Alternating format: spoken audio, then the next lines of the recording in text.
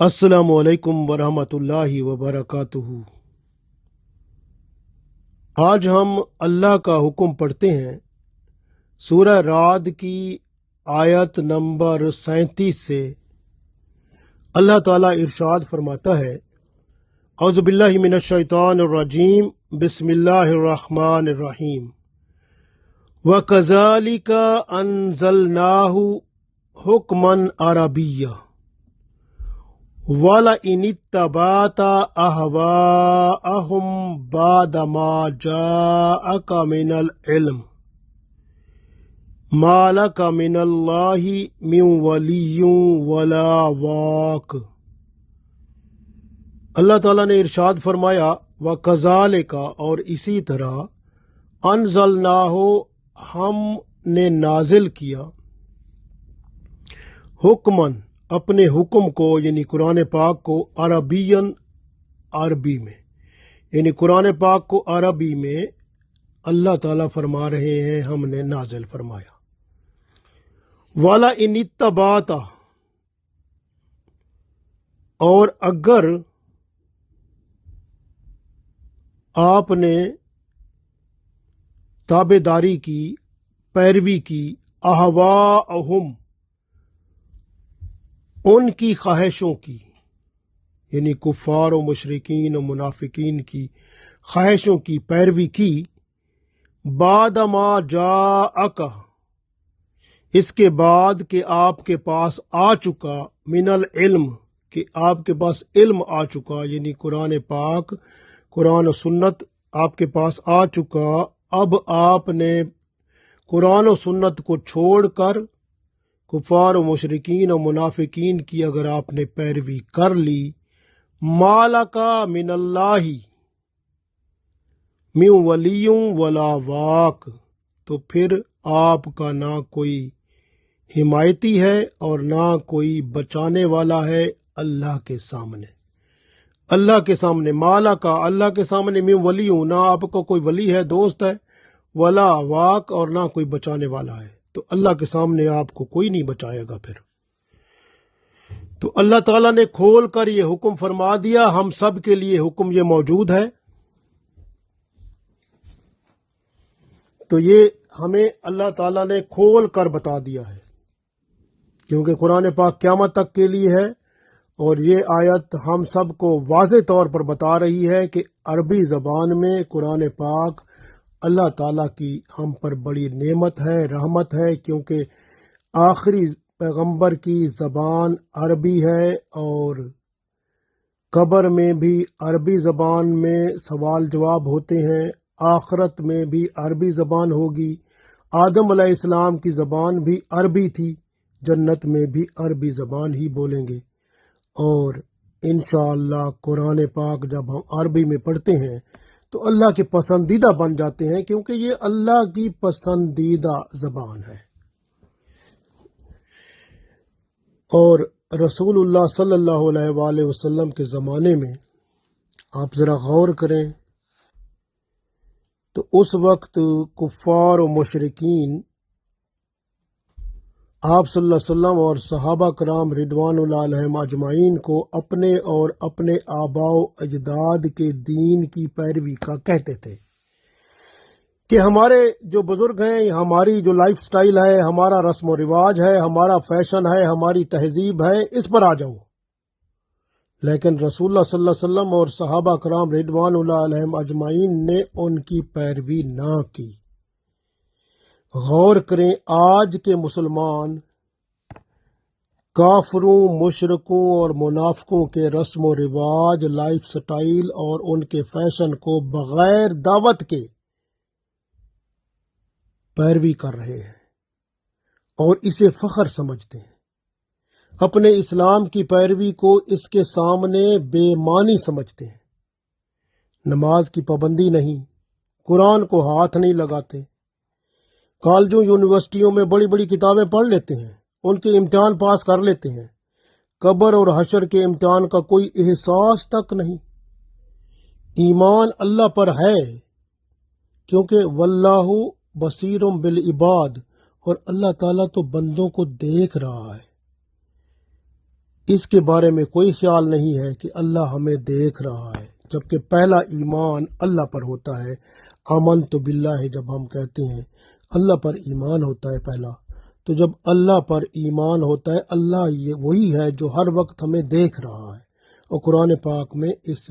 بصیر اللہ کے نام نے اس کی وضاحت کر دی۔ لیکن یہ کیا کہتے ہیں، یہ اللہ کے سامنے اپنے آپ کو نہیں دکھاتے، یہ دوسروں کو دکھاتے ہیں اپنے آپ کو۔ یہ دکھاتے ہیں کہ ہم جو ہے نا، یہ دیکھیں اللہ، ہم آپ کے مخالف بن گئے ہیں، بغاوت کر بیٹھے ہیں، کفار و مشرکین اور منافقین کے ہم رسم و رواج کو، ان کے لائف سٹائل کو اپنا بیٹھے ہیں، ہم ان کو بڑا پسند کر رہے ہیں، ہم اس سے بڑے خوش ہیں۔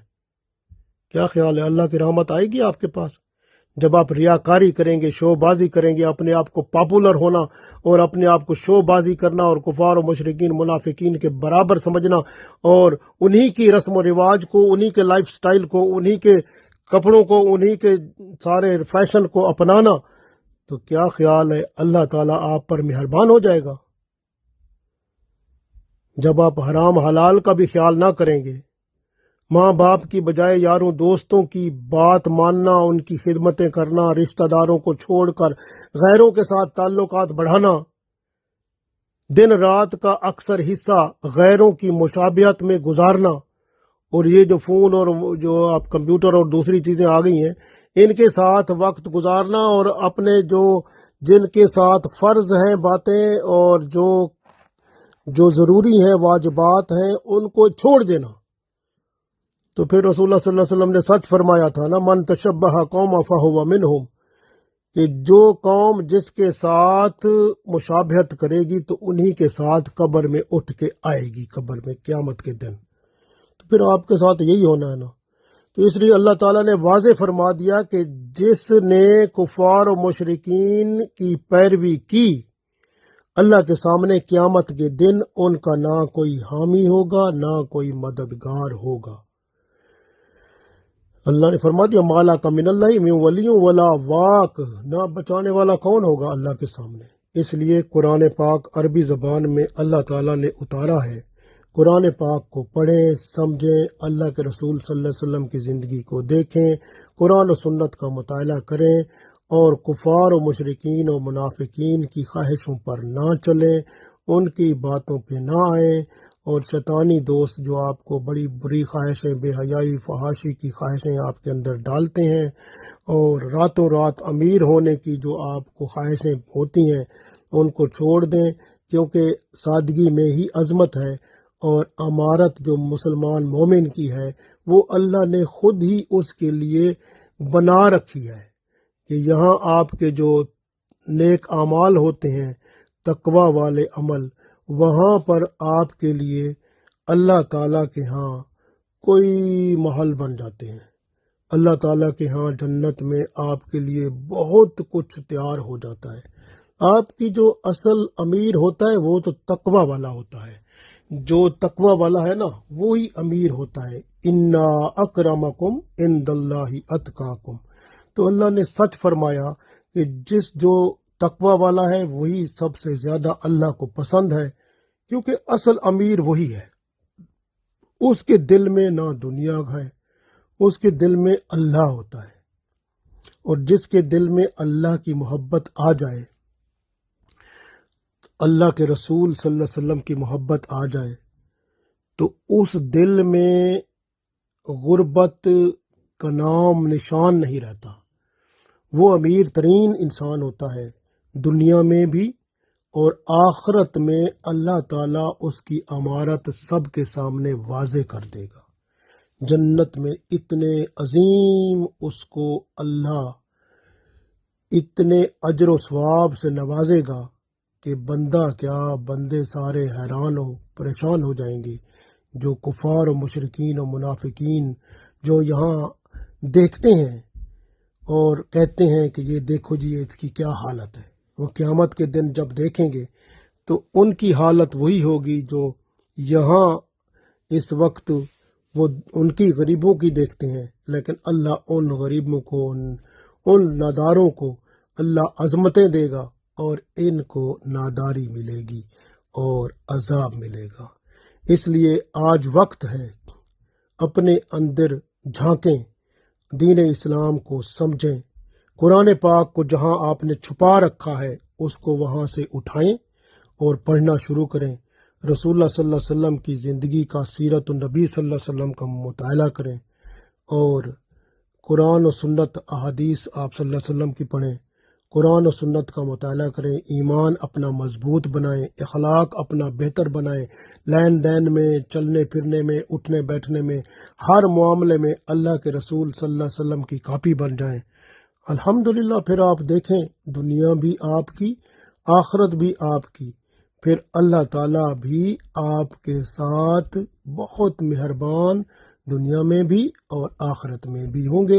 اور انشاءاللہ رسول اللہ صلی اللہ علیہ وسلم کی صحبت میں پھر جنت میں ہی جگہ ضرور مل جائے گی۔ اللہ ہم سب کو عطا فرمائے، آمین۔